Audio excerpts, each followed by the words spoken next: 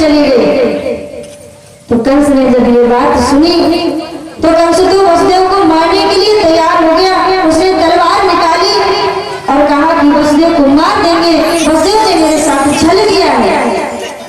और जैसे कंस वसुदेव को मारने के लिए तैयार हुआ तो नारद जी ने कंस को समझाया कि वसुदेव को मारने से कुछ नहीं होगा, वसुदेव को तू मार भी देगा तो इससे तेरा 8वां काल थोड़ी मर जाएगा।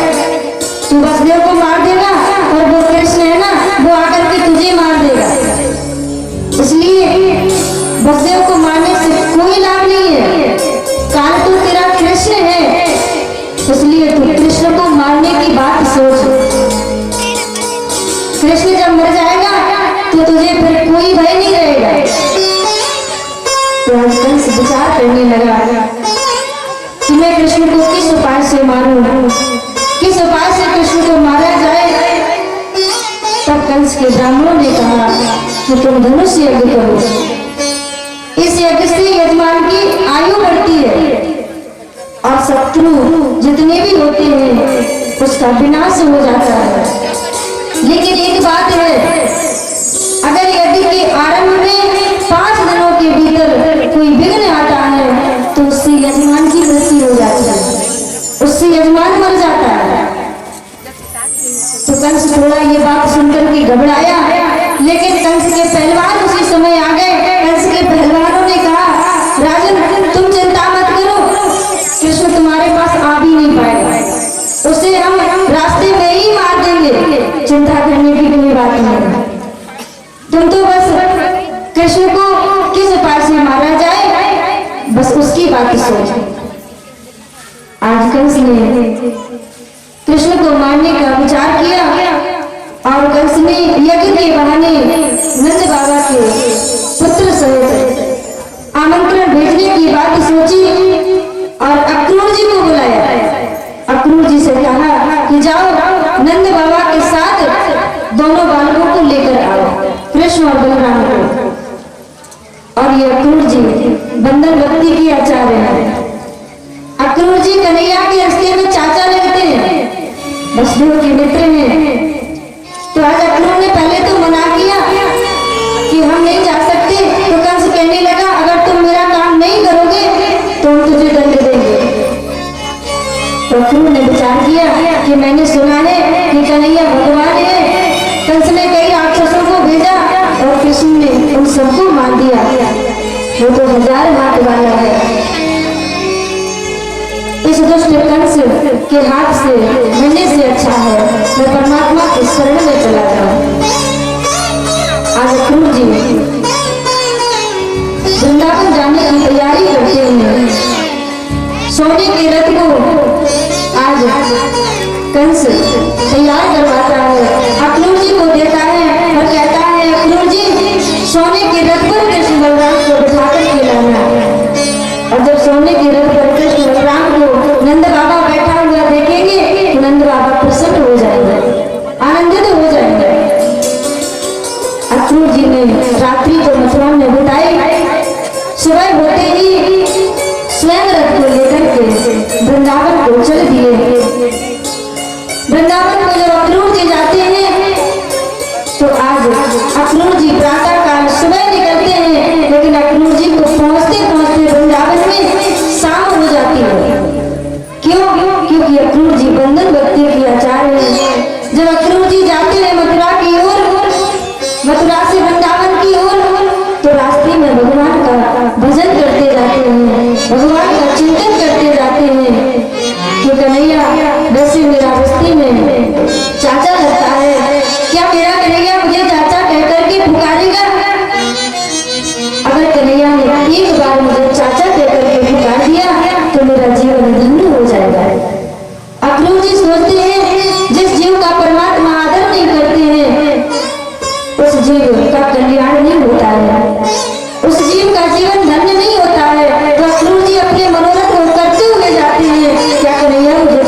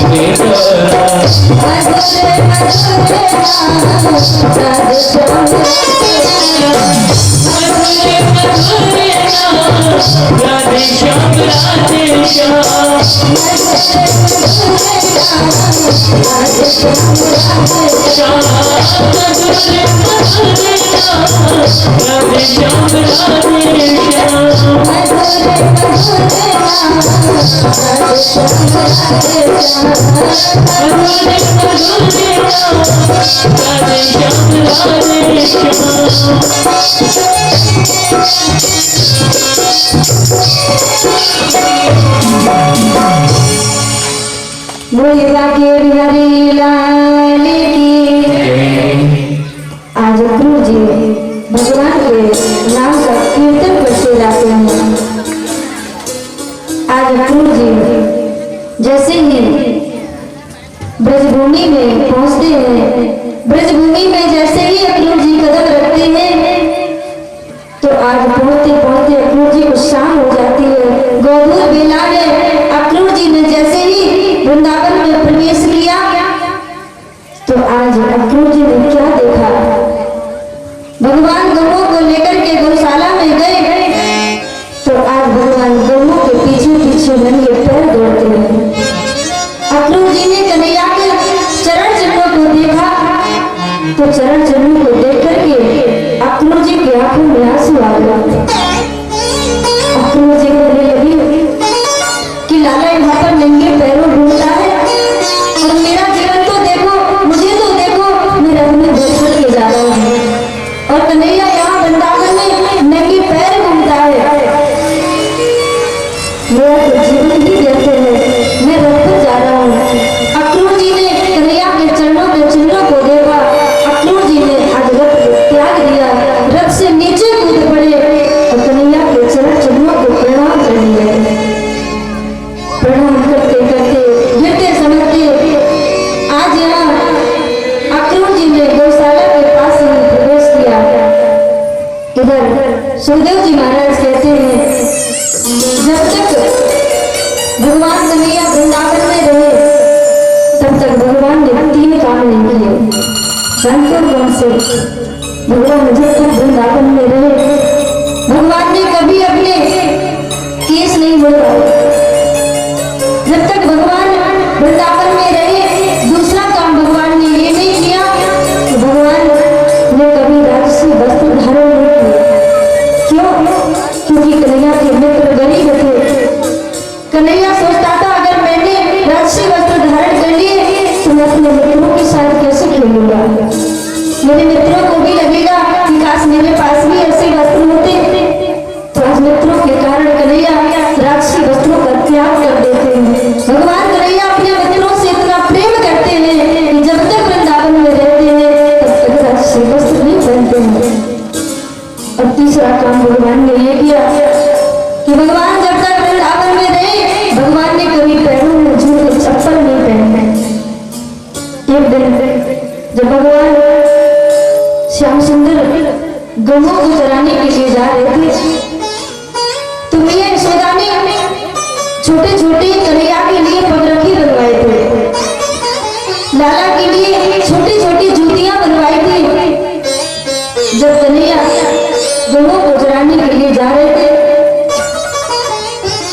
यशोदा मैया ने लाला से कहा कन्हैया तू मेरा एक ही पुत्र है, तू वन में जाता है ना गायों को लेकर के वन में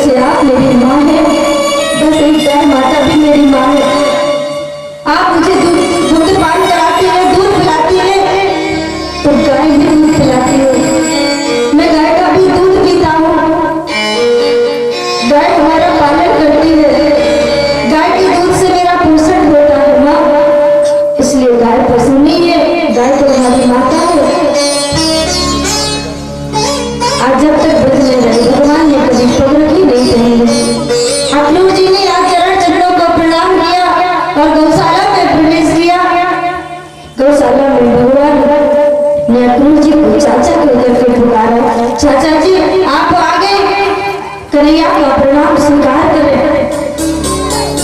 आज जब कन्हैया ने चाचा जी कहा तो भगवान ने अक्रूर जी को अपने हृदय से लगा लिया, आलिंगन कर लिया। अक्रूर जी की ये इच्छा थी कि एक बार कन्हैया मुझे चाचा कहकर के पुकारे। आज भगवान ने अक्रूर जी के मन के भाव को जाना और उनके मनोरथ को पूर्ण किया। आज भगवान कृष्ण को अक्रूर जी ने सारी बात बता दी कि कंस ने तुम्हें बुलाया है, बलराम सहित नंद बाबा सहित वो यज्ञ करवा रहा है और मैंने सुना है किसी यज्ञ में वो तुम्हें मारना चाहता है। तो आज जब ये सुना भगवान ने अक्रूर जी से कहा, चाचा जी ये बात हमसे कही तो कही, लेकिन ये बात मैया से जाकर के मत कहना, बाबा से जाकर के मत कहना, नहीं तो मैया बाबा मुझे तुम्हारे साथ कभी नहीं भेजेंगे। आज भगवान अक्रूर जी को नंद भवन में लेकर आते हैं। नंद बाबा आज अक्रूर जी का बड़ा स्वागत करते हैं, सत्कार करते हैं, आसन पर बिठाते हैं और कुशल मंगल पूछते हैं। अक्रूर जी ने कहा, बाबा सब कुछ अच्छा है, मैं तुम्हें निमंत्रण देने के लिए आया हूँ। कंस ने तुम्हें पुत्रों के साथ बुलाया है, कंस यज्ञ कर रहा है तो उसने तुम्हारे पुत्रों के लिए स्वर्ण रथ भेजा है, तुम तैयारी करो। तो नंद बाबा तो भोले भाले हैं।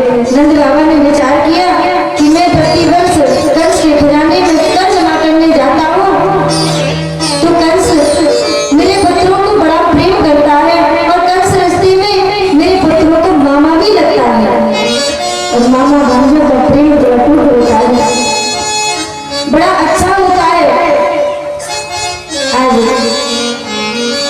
नंद बाबा भोले भाले हैं।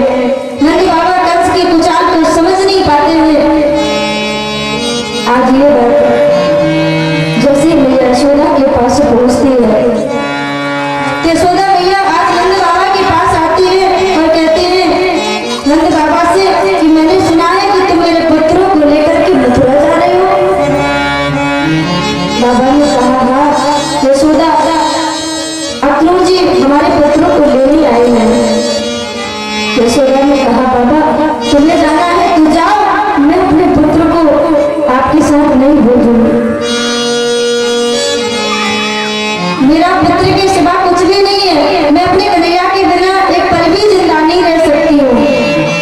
तो नंद बाबा ने यशोदा को समझाया, यशोदा अपने पुत्र को कल के दिन वृंदावन का राजा भी तो बनाना है, और अब यशोदा तुम्हारा पुत्र छोटा नहीं है, अब तुम्हारा पुत्र 11 वर्ष का हो गया है, अब उसे बाहर भी तो निकलना पड़ेगा, बाहर का माहौल भी तो देखना पड़ेगा।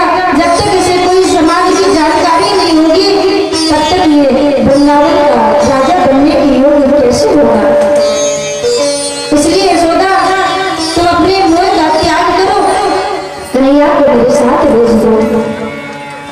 आज यशोदा कहती है नंद बाबा से, तुम्हें जाना है तो जाओ, मैं अपने लाला को नहीं भेजूंगी और वृंदावन का राजा मुझे नहीं बनाना है, अपने पुत्र को वृंदावन का राजा तुम्हें बनाना है तो तुम बलराम को बना देना, लेकिन मैं अपने कन्हैया को कहीं नहीं भेजूंगी। आज धीरे धीरे दिन तो निकल जाता है और रात्रि होती है। कन्हैया और यशोदा दोनों बिस्तर पर लेट जाते हैं, लेकिन रात भर आज यशोदा की आंखों से नींद चली जाती है, यशोदा को नींद नहीं आती है। आज कन्हैया भी सोने का नाटक तो करते हैं, लेकिन कन्हैया को भी कहाँ नींद आएगी, क्योंकि यशोदा मैया नहीं सो रही है। भगवान तो सब जानते हैं, जग बेखरे तुम देख हमारे दीदी मेरे समझो चावल हमारे। आज सोने का भगवान नाटक करते हैं, मैया तो क्यों हो रही है, क्या बात है। तो आज मैया कहती है, कन्हैया वैसे तो कोई बात नहीं है, कल तो मुझे छोड़ करके चला जाएगा ना, इसलिए मुझे बहुत दुख हो रहा है। तो जब चला जाएगा तो मेरा क्या हाल होगा, मैं कैसे रहूंगी। भाग्यशाली है। मन में विचार करती है मैया यशोदा, तू भाग्यशाली है लाला कि तेरे दो दो माँ हैं, लेकिन मैं अभागी हूँ, मेरे तो तू ही लाला है। मैया आज जोर जोर से सोच सोच करके रोने लगती है कि सभी ब्रजवासी सच कहते थे कि यशोदा ये तेरा लाला नहीं है, अगर ये मेरा लाला होता ना तो मुझे छोड़कर भी कभी नहीं जाता।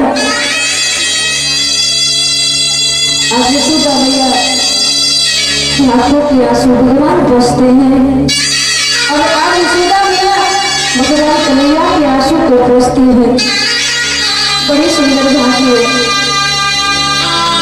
दोनों आज एक दूसरे को नहला देते हैं,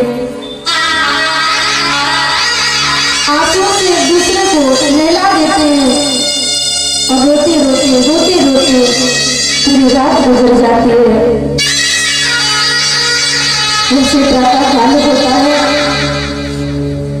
कि प्रातः काल मैया यशोदा लाला को स्नान कराती है, कन्हैया का सुंदर श्रृंगार करती है, कन्हैया को काजल लगाती है, मुकुट बांधती है, मोर का पंख लगाती है, वस्त्र पहनाती है, लाला का श्रृंगार भी करती जाती है और रोती भी जाती है। कन्हैया चला जाएगा तो मैं कैसे बनाऊंगी। आज भोजन बनाती है यशोदा मैया, आज कन्हैया को अपने हाथों से भोजन कराती है, भोजन कराती जा रही है, रोती जा रही है कि आज लाला मेरे साथ भोजन कर रहा है, आज मैं लाला को भोजन करा रही हूँ, फिर न जाने कब मैं लाला को भोजन करा पाऊंगी या मिल जाता, पता नहीं मेरा लाला लौट कर आएगा या मिल जाएगा। आज जब मथुरा जाने की बात सारे गोप बालकों को पता चली, वो भी अपनी अपनी माँ से आज्ञा मांग करके यशोदा के भवन में आए, कहने लगे हम भी कन्हैया के साथ जाएंगे, अगर हम नहीं जाएंगे तो कन्हैया की मथुरा की देखरेख कौन करेगा, जो जगत की देखरेख करता है। आज भगवान के मित्र भगवान के लिए कह रहे हैं कि कन्हैया की देखरेख कौन करेगा। यही तो ब्रज का प्रेम है। आज गोपियों को पता चलता है तो गोपियां भी आज एकत्रित हो जाती है, व्याकुल हो जाती हैं। आज तक गोपियों के सामने, राधा जी के सामने विरह का कोई प्रसंग कभी उपस्थित नहीं हुआ था, कभी वियोग का ऐसा दृश्य ही सामने नहीं आया था। आज राधा जी भी रोती है और गोपियां भी रोती हैं।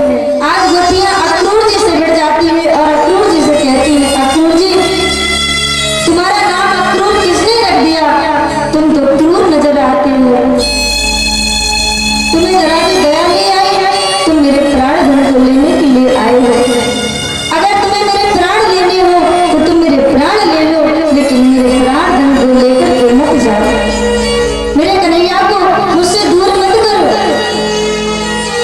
आज तो गोपियां विधाता को भी कोसने लगती है, कहती है अरे विधाता तू कैसा निर्दयी है, पहले तो जीवों से परस्पर प्रेम करना सिखाता है और एक पल में ब्रह्माग्नि में जला करके उसे अलग कर देता है, उसे दूर कर देता है।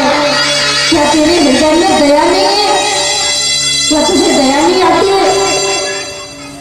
आज भगवान से गोपियां आकर कहती है कन्हैया मुझे छोड़कर के मत जाओ, मुझे छोड़कर के अगर तुम चले गए तो तुम्हें हमसे ज्यादा प्रेम और कहीं नहीं मिलेगा, ब्रजवासियों में जितना प्रेम तुम्हें कहीं नहीं मिलेगा। आज सारी गोपियां भगवान से कहती है जा रहे हो तो जाओ, ब्रज छोड़कर सबका दिल तोड़कर, प्रेम ब्रज सा कन्हैया कहाँ पाओगे,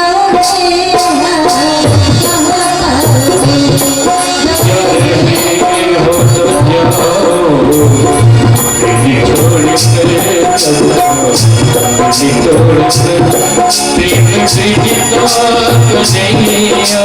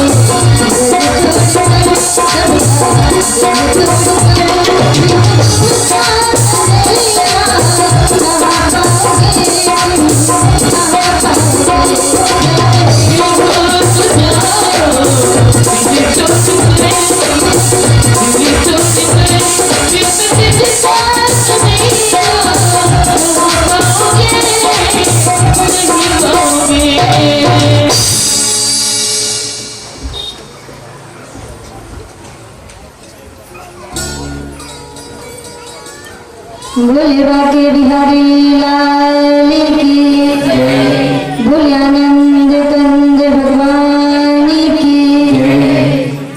आज सभी गोपियां भगवान से कहती हैं, जा रहे हो तो जाओ ब्रज छोड़कर, सबके दिल तोड़कर, लेकिन प्रेम ब्रज सा कन्हैया कहाँ पाओगे।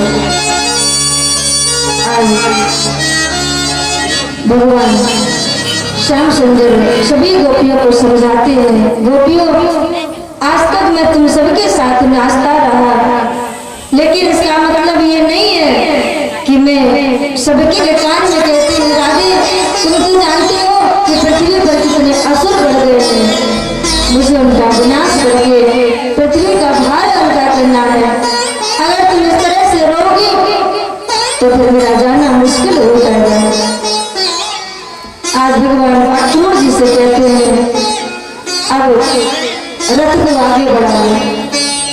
जैसे लक्ष्मण जी आज रथ को आगे बढ़ाते हैं तो गोपियां रथ के आगे आ जाती हैं और कहती है कन्हैया तुम्हें जाना है तो जाओ, लेकिन एक काम करके जाना पड़ेगा।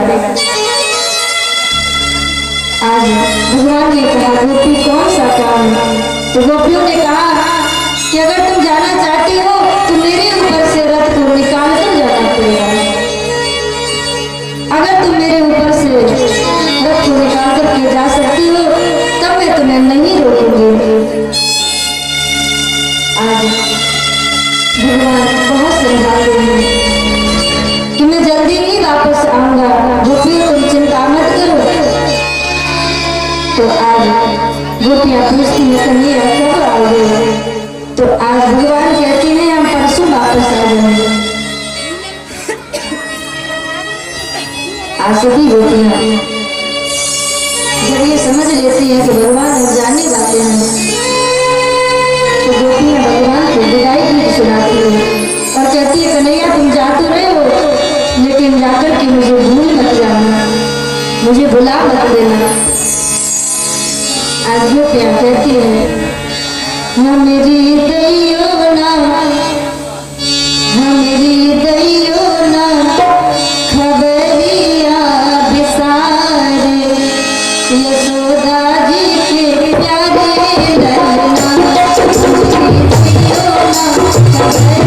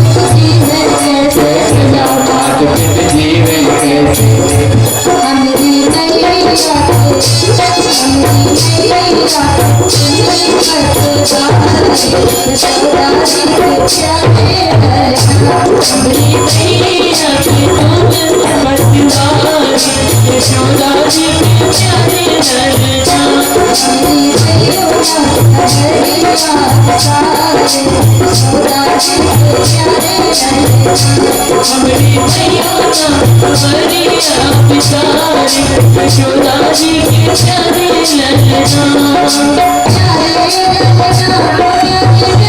प्यारे प्यारे ललना प्यारे ललना प्यारे प्यारे ललना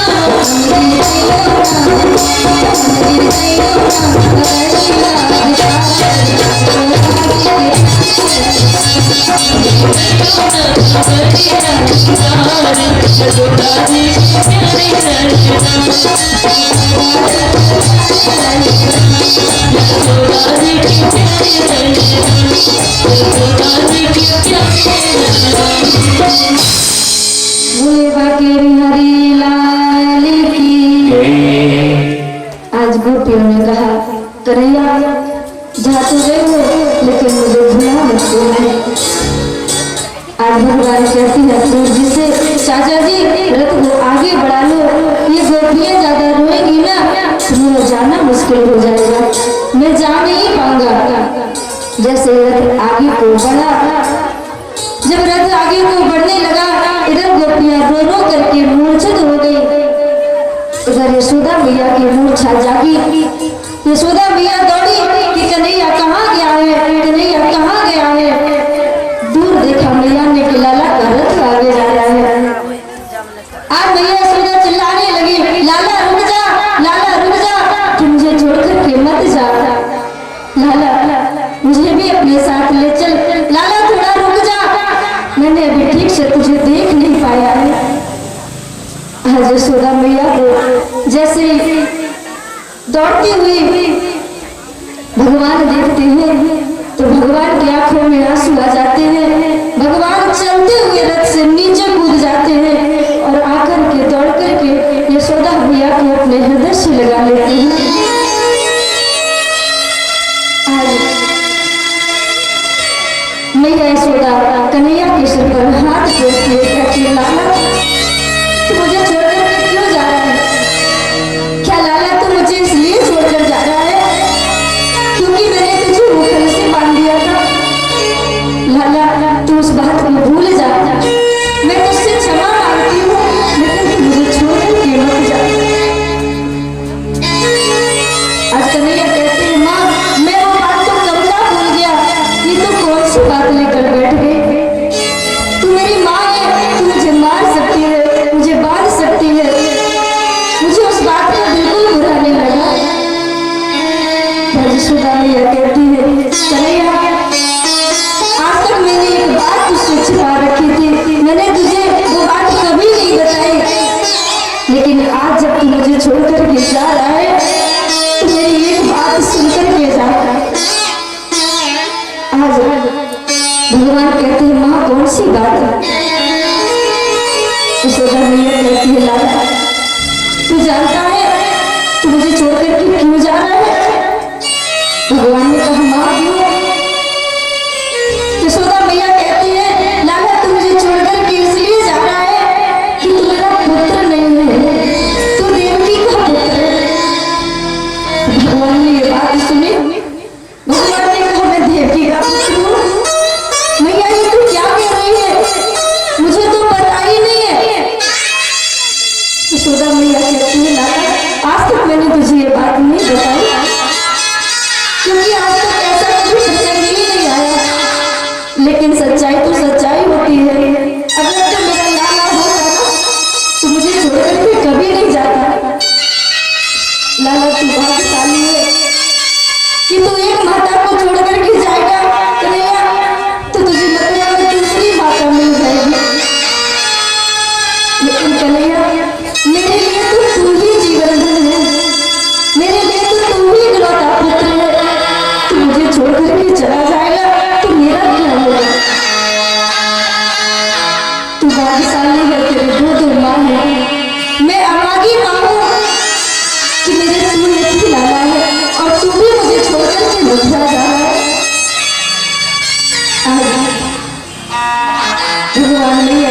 की आंखों से आंसू पोंछती हुई कहती है, माँ सारी दुनिया मुझे भले ही कहे कि मैं देवकी का पुत्र हूँ, देवकी ने मुझे जन्म भले ही दिया हो, लेकिन मैं दुनिया वालों से यही चिल्ला करके कहूँगा कि मैं यशोदा नंदन कृष्ण हूँ, मैं नंद बाबा का पुत्र हूँ, मैं यशोदा का पुत्र हूँ। आज परसों की कीनी नगद गहे मात पद जाए, और भगवान मैया के चरणों में गिर गए। माँ की ममता तो माँ की ममता होती है। माँ ने कहा, कन्हैया जब तूने जाने का निश्चय ही कर लिया तो कन्हैया मैंने तेरे लिए माखन निकाला है, तू माखन को लेकर जा, जब भूख लगे तो तू खा लेना, क्योंकि मथुरा में तुझे मना करके खिलाने वाला कोई नहीं होगा, मना करके तो तुझे तेरी माँ ही खिला सकती है। जब तू भोजन नहीं करता था तो मैं थाली लेकर के तेरे पीछे पीछे घूमती थी, बेटा थोड़ा सा खा ले, लाला तुझे भूख लग जाएगी, तू घर चराने जाता है, थोड़ा खा ले, लेकिन मथुरा में तुझे कोई नहीं खिलाएगा। आज भैया ने कहा, कन्हैया तू जहाँ पर भी रहे बस तो सुखी रहे, मेरा यही आशीर्वाद है। माँ और तुझे क्या दे सकती है, एक दुखिया माँ तुझे क्या दे सकती है, लाला तेरे सुख में ही मेरा सुख है। आज यशोदा मैया कन्हैया को विदा करती है। उधर अक्रूर जी कहते हैं, चाचा जी अब रथ को आगे बढ़ा लो, मैया की ऐसी दशा मुझसे देखी नहीं जाती है। आज रथ आगे बढ़ता है, आगे बढ़ता हुआ रथ यमुना के किनारे आता है। अक्रूर जी ने यमुना जल में स्नान किया तो जल के अंदर कृष्ण और बलराम को देखा, जल के बाहर रथ में बैठा हुआ कृष्ण बलराम को देखा तो अक्रूर जी समझ गए ये साक्षात परमात्मा है। अक्रूर जी ने मन में विचार किया कि कंस कृष्ण बलराम को कुछ भी नहीं बिगाड़ सकता है। अक्रूर जी ने भगवान की स्तुति की और आगे रथ दौड़ता हुआ मथुरा के समीप आया। अक्रूर जी ने कहा, चाचा जी आप मथुरा जाइए, हम इसी बाग में विश्राम करेंगे। जिस नगरी में कंस है वहां पर कृष्ण नहीं रह सकता है, जिस नगरी में कंस रहता है उसमें कृष्ण कभी नहीं रह सकता है। कृष्ण और कंस एक जगह नहीं रह सकते हैं। जहाँ काम तहाँ राम नहीं, जहाँ राम नहीं काम, तो तुलसी कबो न रह सके, रवि रजनी काम और राम एक साथ नहीं रह सकते हैं, कृष्ण और कंस एक साथ नहीं रह सकते हैं। अक्रूर जी ने जाकर के कंस को सूचना दी कि कृष्ण बलराम आ चुके हैं, तो कंस प्रसन्न हो गया। इधर शाम हुई, दोनों भाई मथुरा को देखने के लिए चले, यमुना का किनारा पकड़ा तो रास्ते में भगवान के सामने धोबी आया। धोबी से भगवान के मित्रों ने वस्त्र मांगे तो धोबी कहने लगा कि तुम क्या जानो ये राजसी वस्त्रों को पहनना, तुमने कभी अपने बाप के राज में पहने हैं? तो आज भगवान के मित्र कहते हैं कि अभी तुम्हें जानता नहीं है, लाला इसको भी दिखा दो, वही पूतना वाले ये तुम्हें जान जाएगा। ये कौन सा धोबी है? ये वही धोबी है जिसने रामावतार में माता जानकी की निंदा की थी। लंका में सीता को देखो, जब ध्यान धर रही रावण का, मम दिस अवलोकों का, यह भव्य भाव था रावण का। तृणधर वैदेही ने लंकापति को फटकार दिया, व्रत तजा नहीं, मर जाना स्वीकार किया, रही विपिन में साथ साथ, ना डरी विपत्तियां सहने से, उस गर्भवती सीता को त्यागा था धोबी के कहने से।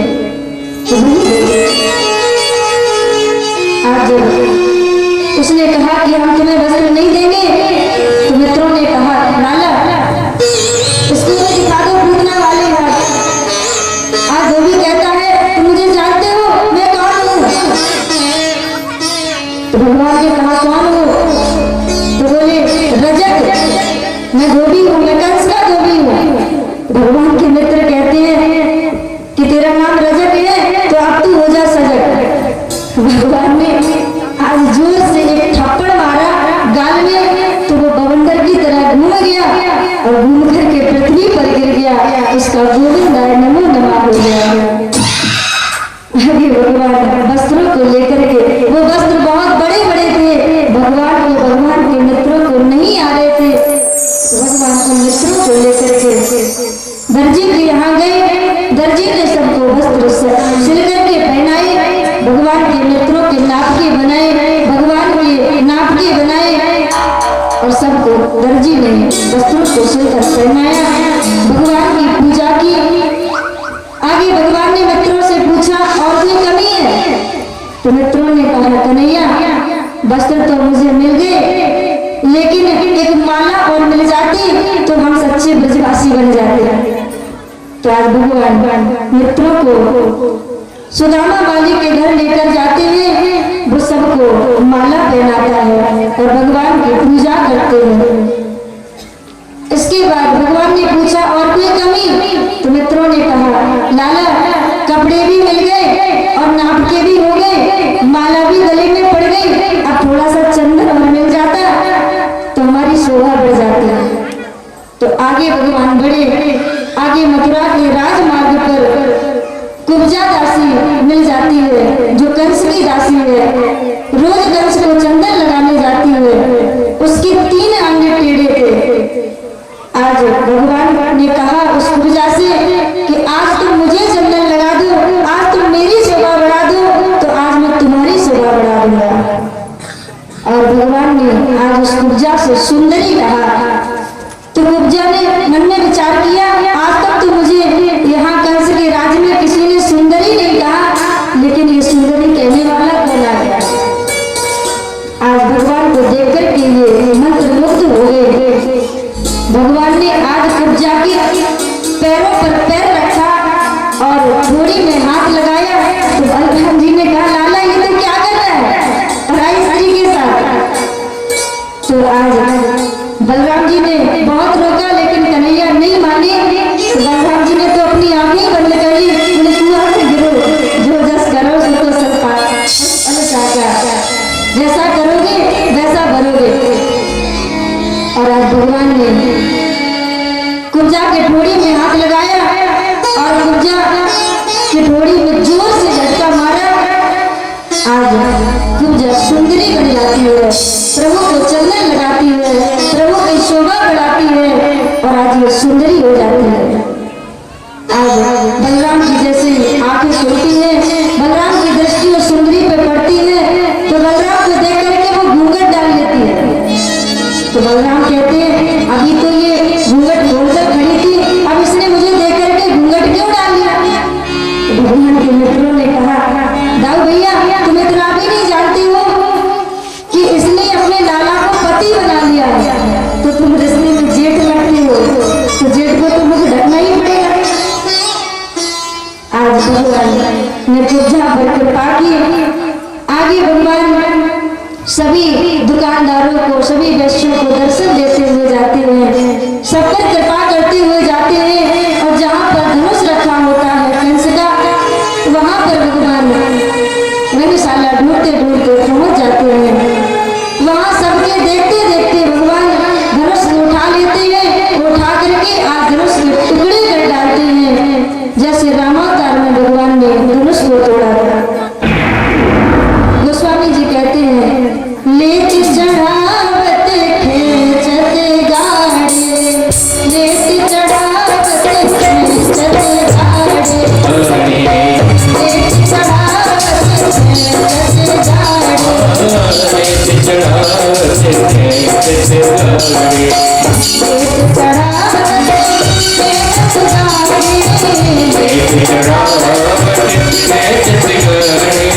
साहुल लगा देखे सब ठाणे, साहुल लगा देखे सब ठाणे, साहुल लगा देखे सब ठाणे, साहुल लगा देखे सब ठाणे।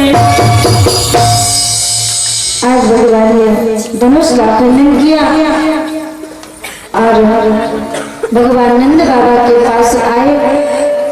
नंद बाबा ने यशोदा का दिया हुआ माखन लाला को खिलाया, तो माखन को देख करके आज कन्हैया को माता यशोदा की याद आ जाती है। कन्हैया रोने लगते हैं। आज याद में सारी रात बीत जाती है। प्रातः काल कंस सेवकों को भेजता है नंद बाबा को बुलाने के लिए। तो नंद बाबा कहते हैं कन्हैया हम तो जा रहे हैं, सबसे पहले पीछे से तुम सब मित्रों के साथ आ जाना। भगवान कंस के दरबार में पहुंच जाते हैं।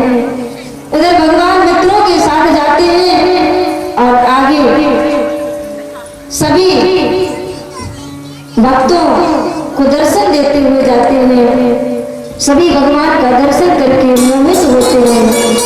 आगे भगवान कुवलिया पेड़ हाथी का उद्धार करते हैं।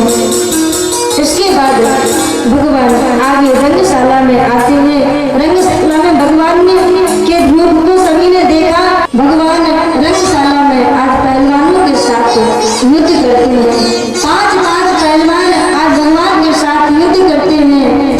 सल तोसल कूद नाम का पहलवान और भगवान इनका उद्धार करते हैं। मुस्लिम चारों को भगवान कुश्ती में मार डालते हैं और उसके बाद सल और तोसल और कूद नाम पहलवान को भी भगवान मार देते हैं।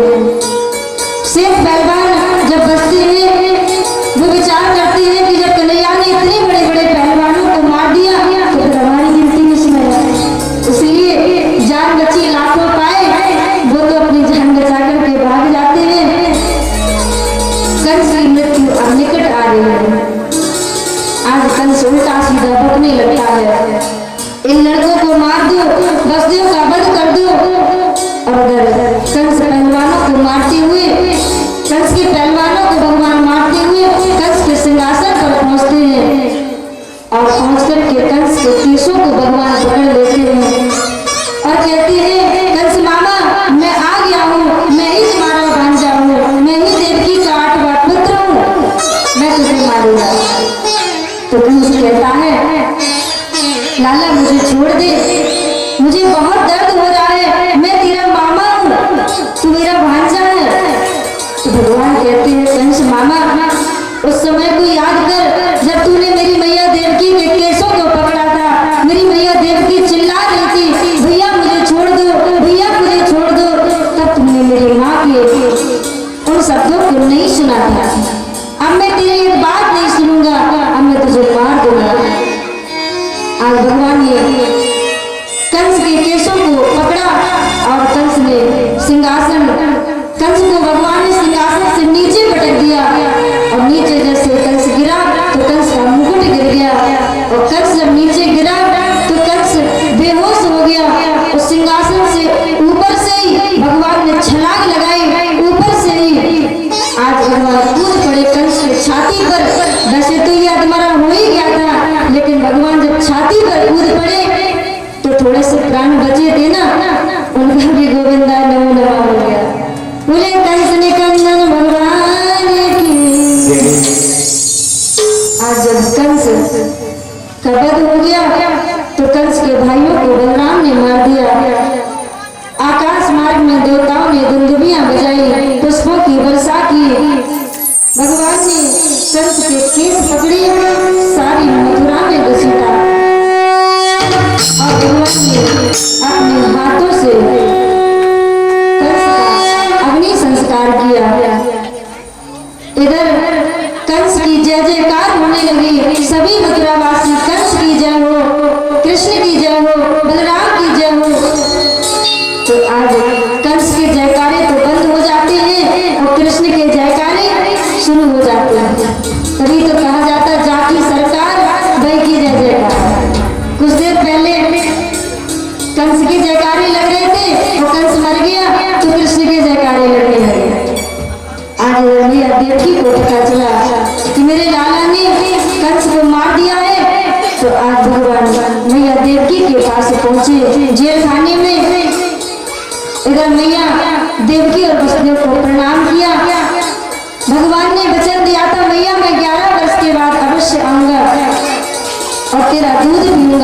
और मैया के मन में आज ये है कि मेरा लाला नहीं, मेरा भगवान आ रहा है, क्योंकि कंस का वध भगवान के अलावा कोई नहीं कर सकता था। आज मैया देवकी की आंखों में तो भगवत्ता छा गई और कन्हैया देवकी माँ का दूध पीना चाहते हैं।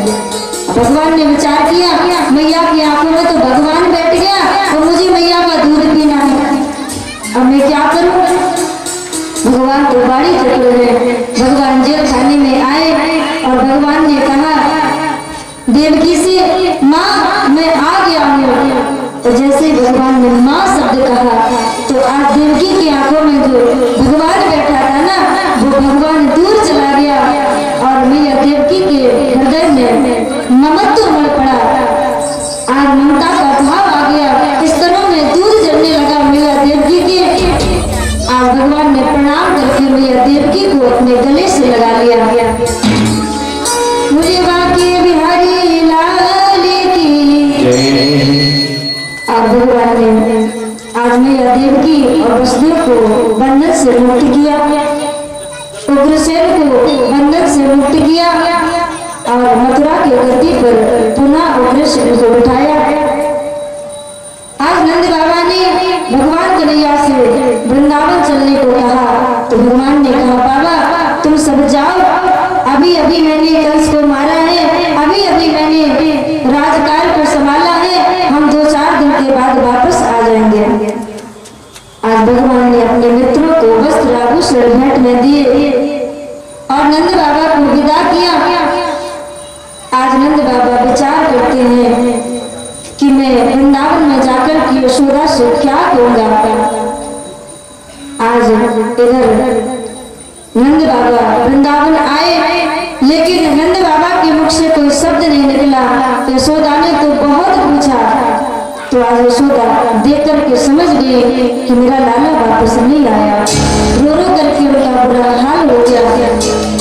इधर गर्गाचार्य जी ने वसुदेव जी से कहा कि कृष्ण बलराम को पढ़ने के लिए उज्जैन गुरु संदीपन के आश्रम में भेजो। भगवान विद्या अध्ययन करने के लिए गुरु संदीपन के यहाँ जाते हैं और भगवान 64 दिन में 64 कलाम की शिक्षा प्राप्त कर लेते हैं। भगवान को पढ़ने की कोई आवश्यकता नहीं है, लेकिन भगवान ने हम सबको आदर्श बताने के लिए विद्या अध्ययन किया और गुरु दक्षिणा में गुरु का बालक यमपुरी से लाकर दिया। तो वहाँ भगवान को पांचजन्य संघ की प्राप्ति हुई। इधर भगवान को सारे सुख प्राप्त हैं। मथुरा में भगवान सुखी है, सब कुछ है भगवान को मथुरा में, लेकिन वृंदावन जैसा प्रेम नहीं है। आज भगवान इतना ऐश्वर्य प्राप्त करने के बाद भी वृंदावन को याद करके रोते हैं, गायों को याद करके रोते हैं, गोपियों को याद करके रोते हैं, मैया को याद करके रोते हैं, लेकिन भगवान की यहाँ कोई सुनने वाला नहीं है, क्योंकि यहाँ पर ऐश्वर्य प्रधान है, वृंदावन में प्रेम प्रधान है, यहाँ कोई नहीं पूछता है। वृषवंशी उद्धव भगवान के मित्र हैं, बृहस्पति जी के शिष्य हैं, ये साक्षात ज्ञान की मूर्ति है। उद्धव जी ने भगवान से रोने का कारण पूछा। भगवान ने कहा कि मुझे ब्रज की याद आती है, यशोदा मैया की, गायों की, गोपियों की, सबकी याद आती है। उद्धव मोह ब्रज विसृत नाहि। तो आज उद्धव ने कहा, कन्हैया जब तक तुम वृंदावन को भूलोगे नहीं, तब तक मथुरा का ऐश्वर्य तुम्हें अच्छे से नहीं रख पाएगा। वृंदावन के प्रेम को भूल जाओगे, तभी इस ऐश्वर्य के अनुभव को प्राप्त कर पाओगे, तभी तुम्हें यहाँ पर सुख मिल पाएगा, नहीं तो तुम ऐसे ही रोते रहोगे। और उन अनपढ़ गवार गोपियों को याद करके क्यों रोते हो, उन्हें भूल जाओ। तो आज भगवान ने जब उद्धव के मुख से ये सुना तो भगवान ने विचार किया कि उद्धव ज्ञानी तो है, लेकिन इन्हें ज्ञान का अभिमान है। भगवान ने कहा, उद्धव तुम चले जाओ वृंदावन, भूली भाली गोपियों को निर्गुण निराकार ब्रह्म का उपासक बना दो, तो मैं भूल जाऊंगा। गोपियां मुझे भूल जाएंगी तो मैं भी गोपियों को भूल जाऊंगा। आज भगवान उद्धव को पीताम्बर देते हैं, पीताम्बर देकर के आज विदा करते हैं उद्धव को।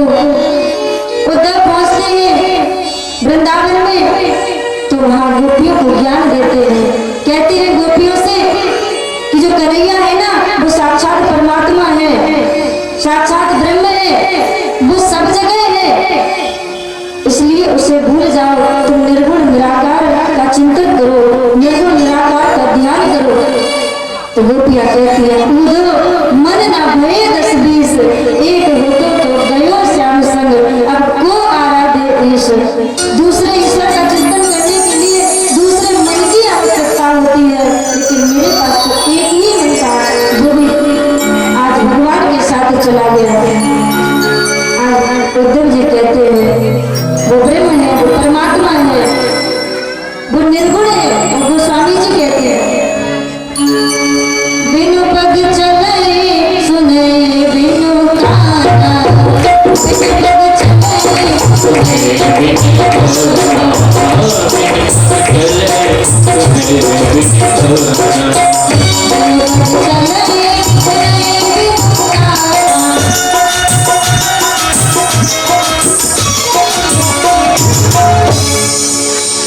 आज उद्धव कहते हैं वो निर्गुण है, निराकार है, बिना करके कर्म करता है, बिना जिह्वा के सारे रसों का स्वादन करता है। तो गोपियां कहती है कि पहले तो हम ये जानते थे कि वो साकार है, नंद का लाला है, और आज तुम कह रहे हो वो ब्रह्म है, परमात्मा है। तो अभी तक तो मुझे कन्हैया की जाने को परमात्मा है, तो वो वृंदावन में भी है, मथुरा में भी है। देखो मेरा कन्हैया यहाँ है, देखो मेरा कन्हैया वहाँ है, देखो मेरा कन्हैया वृक्षों में भी है। आज गोपियाँ वृक्षों को आलिंगन करने लगती है, देखो मेरा कन्हैया वृक्षों में है। तो आज गोपियों की ये दशा जब उद्धव जी ने देखी तो जो अभिमान था उद्धव के अंदर वो हवा हो जाता है। फिर माता यशोदा के पास उद्धव जी आते हैं। माता यशोदा की भी वही दशा है, वो पालने में भगवान को देखती है। उद्धव से कहती है उद्धव जोर से मत बोलना, धीरे धीरे बोलना, मेरा लाला पालने में सो रहा है, मेरा लाला जाग जाएगा। आज माँ की भी यही दशा है। फिर आज गोपियाँ राधा जी के पास उद्धव को लेकर जाती हैं। आज उद्धव ने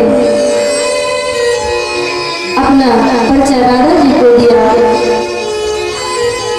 आज राधा जी ने कहा तुम मेरे स्वामी का संदेश लेके आए हो, लेकिन उद्धव मुझे संदेश से कोई शांति नहीं मिलेगी। आज इतना कहकर के राधा जी रोने लगते हैं। जब राधा जी रोने लगती है तो सभी वृक्ष, बेलियां, फल, कलियां, पशु पक्षी भी रोने लगते हैं। राधा जी के प्रेम ने तो आज उद्धव जी को भी रुला दिया। उद्धव जी की आंखों में भी आंसू आ जाते हैं और उद्धव जी मन में विचार करते हैं कि मैं इस भोली वाली राधिका को क्या उपदेश दूं, मैं इसे क्या कहूँ। आज उद्धव जी जब रोने लगते हैं तो उसी समय एक भ्रमर आ जाता है। तो आज राधा जी भ्रमर को दूर भगाने लगती है, कहने लगती है तू कपटी है और कृष्ण की तरह है, तू कृष्ण का बंधु है, तू मेरे सामने से दूर चला जा।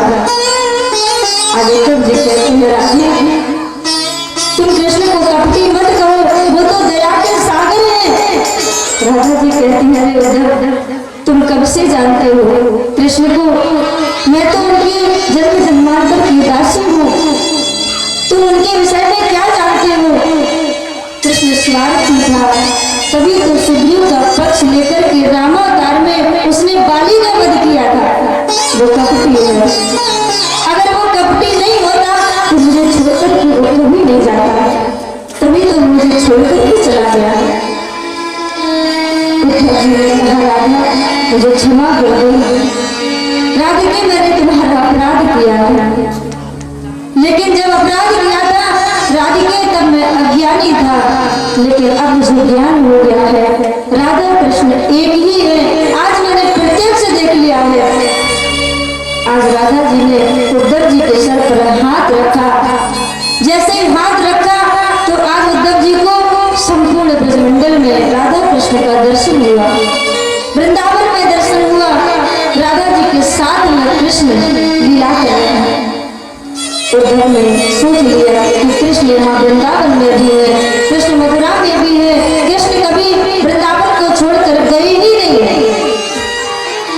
आज गोपियों को उद्धव जी के साथ रहने से इस प्रसंग में उद्धव जी से ज्ञान की प्राप्ति हुई, उनकी भक्ति ज्ञान के कारण आज दिव्य बन गई। उद्धव का ज्ञान जल करके खाक हो गया। उद्धव जी ने आज राधा जी से मथुरा जाने की आज्ञा मांगी। राधा जी ने उद्धव से कहा कि मेरे स्वामी से कहना कि वे शीघ्र यहाँ आकर गोकुल को स्नान करें। राधा जी ने कृष्ण को माखन मिश्री भेंट में दी। उद्धव को समस्त ब्रजवासियों ने उद्धव से कहा कि कन्हैया से कहना मेरा मन उन्हीं में सदा लगा रहे। आज उद्धव जी ने सबसे विदा मांगी। उद्धव जी का रथ मथुरा की दिशा पर बढ़ने लगा। आज उद्धव का रथ मथुरा पहुंचा। उद्धव जी आज कृष्ण भगवान के पास आए। कृष्ण ने उद्धव के सर पर हाथ रखा तो उद्धव ने देखा ये सब भगवान की लीला है। भगवान मथुरा में भी है, भगवान गोकुल में भी है। आज उद्धव का जो गोकुल गमन प्रसंग है, इसमें ज्ञान और भक्ति का मधुर कलय है। ज्ञान और भक्ति के मधुर कलय का चित्रण ये प्रसंग है। आज सुखदेव जी महाराज कहते हैं राजन, यहाँ पर भगवान की जो प्रेम लीला है वो विराम होती है और राजस लीला का आरंभ होता है। यहाँ राजस लीला को प्रणाम किया और आगे भगवान की जो लीला है उसको तुम सुनो। जब कंस मारा गया तो कंस की पत्नी जो थी, जिनका नाम था अस्ति और प्राप्ति, पीछे कंस की रानियों का नाम नहीं लिया। जब कंस मर गया तब कंस की रानियों का नाम प्रकट किया। सुखदेव जी महाराज कहते हैं अस्ति प्राप्तिश्च कंसस्य महेश्यो भरतर सब मृत्युर्भर्तरी दुःखाते ये तु स्वपतुर्गः।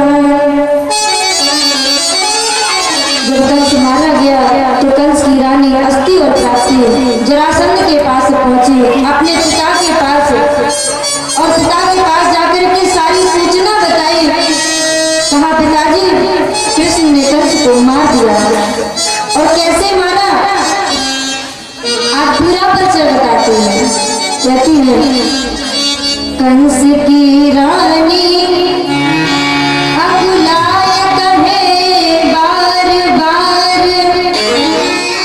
कंस की रानी अकुलाए कहे बार बार, हाय आज मथुरा को कौन रखवार। आज रोकर के पिता जरासंध को अस्ति प्राप्ति सूचना देते हैं। अघासुर बकासुर बदसासुर जिन मार दियो,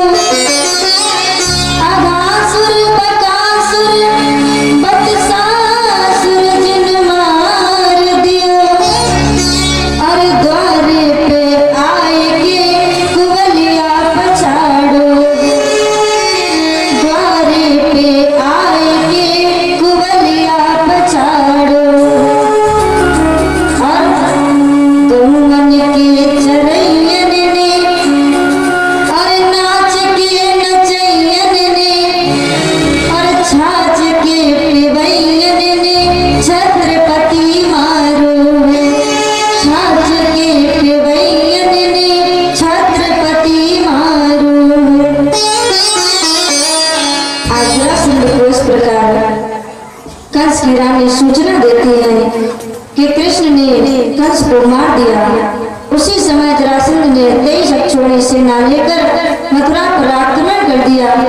चारों तरफ से मथुरा को घेर लिया।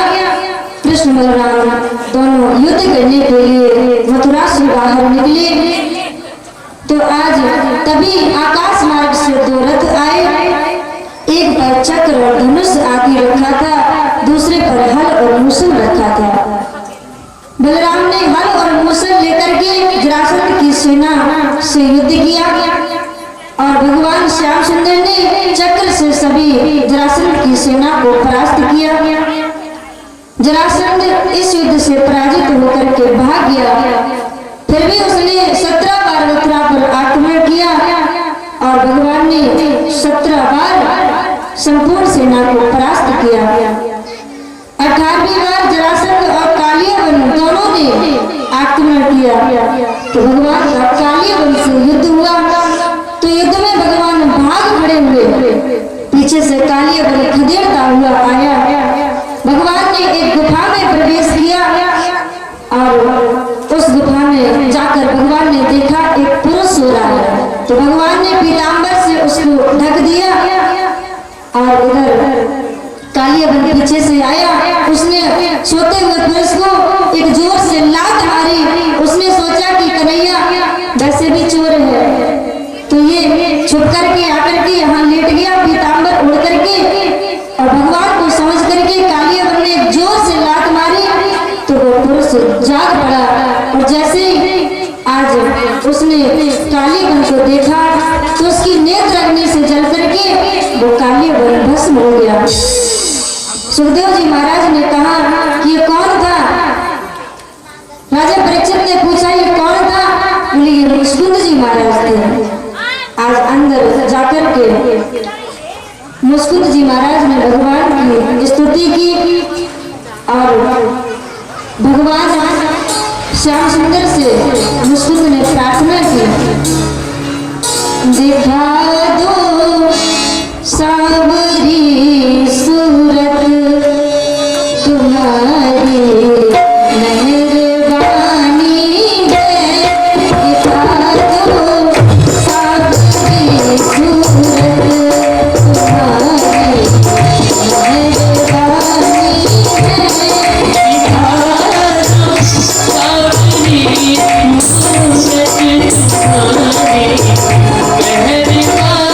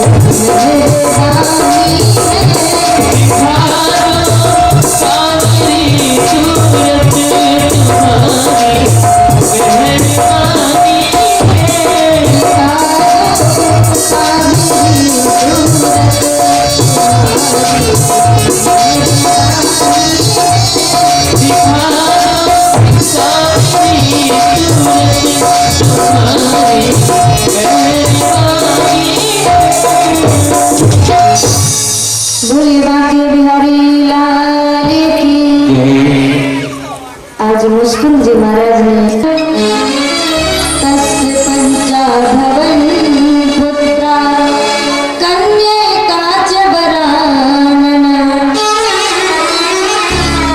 सुखदेव जी महाराज ने कहा विदर्भ देश के राजा भीष्म के 5 पुत्र और 1 कन्या थे। ज्येष्ठ पुत्र का नाम रुक्मी था और कन्या का नाम रुक्मणी था। भीष्म की इच्छा थी कि रुक्मणी का विवाह भगवान कृष्ण के साथ किया जाए, लेकिन राजा के पुत्र रुक्मी की इच्छा ये थी कि मैं अपनी बहन का विवाह कृष्ण के साथ नहीं शिशुपाल के साथ करूंगा। आज रुक्मणी के भाई ने शिशुपाल के साथ विवाह पक्का कर दिया। तो रुक्मणी मैया ने ये जाना कि मेरे भाई की ये इच्छा है कि मेरा भाई शिशुपाल के साथ मेरा विवाह करना चाहता है, लेकिन मैं गोपाल के साथ विवाह करना चाहती हूँ, मैं शिशुपाल के साथ विवाह नहीं करना चाहती हूँ। कुछ भी हो जाए, लेकिन मैं किसी कामी पुरुष के साथ विवाह नहीं करूंगी। मैं अगर विवाह करूंगी तो गोपाल के साथ करूंगी। अगर गोपाल ने मेरे साथ विवाह करने से इनकार भी कर दिया तो मैं हजारों जन्म लेती रहूंगी, लेकिन शिशुपाल के साथ नहीं, मैं गोपाल के साथ ही विवाह करूंगी।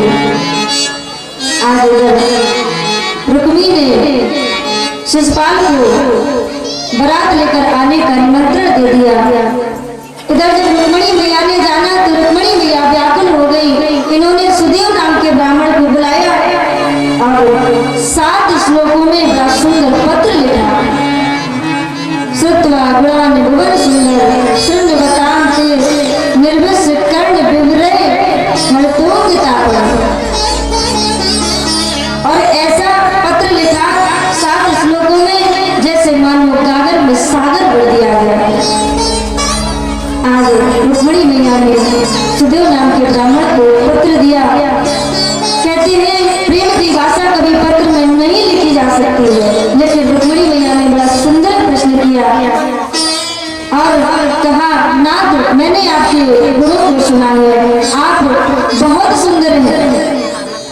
अगर आपने मुझसे विवाह करने से इनकार कर दिया तो मैं मर जाऊंगी, अनेकों जन्म लेती रहूंगी, लेकिन मैं आपके साथ ही वर्ण करूंगी। मैं शिशुपाल के साथ विवाह नहीं कर सकती। आज इधर सुदेव नाम का ब्राह्मण भगवान के पास जाता है, भगवान को जाकर के पत्र देता है। भगवान जब पत्र को पढ़ते हैं तो भगवान की आंखों में आंसू आ जाते हैं। तो भगवान कहते हैं सुदेव नाम के ब्राह्मण से कि तुम ही पत्र को पढ़कर सुना दो। तो आज वो ब्राह्मण पत्र को पढ़कर सुनाता है। उस पत्र में रुक्मणी मैया ने ये भी लिख दिया, कन्हैया मैं तुम्हें किस उपाय से मिल सकती हूँ।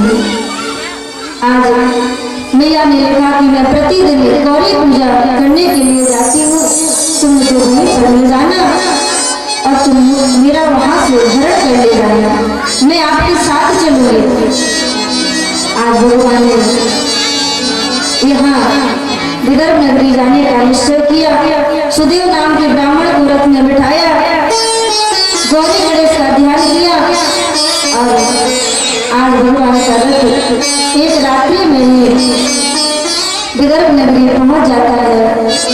सुदेव नाम का ब्राह्मण आज यहाँ आता है मैया रुक्मणी के पास और मैया रुक्मणी को सारा संदेश सुना देता है, लेकिन संदेश सुनाने से पहले वो मुस्कुरा देता है। मैया रुक्मणी समझ जाती है कि आज मेरे कन्हैया आ गए हैं।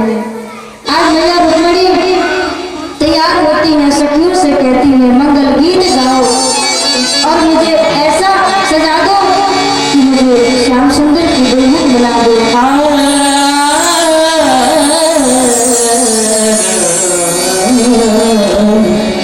सुंदर श्रृंगार करके आज मैया गौरी पूजा करने के लिए मैया रुक्मणी जाती है और कहती है आज मुझे ऐसा सजा दो श्याम सुंदर की मुझे दुल्हन बना दो।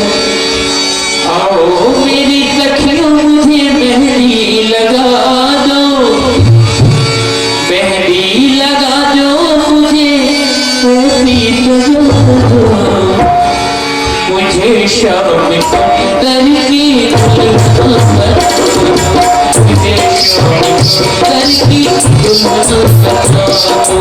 आओ मेरी लड़कियों मुझे मेहंदी लगा दो, मेहंदी लगा दो मुझे मेहंदी लगा दो। मुझे करकी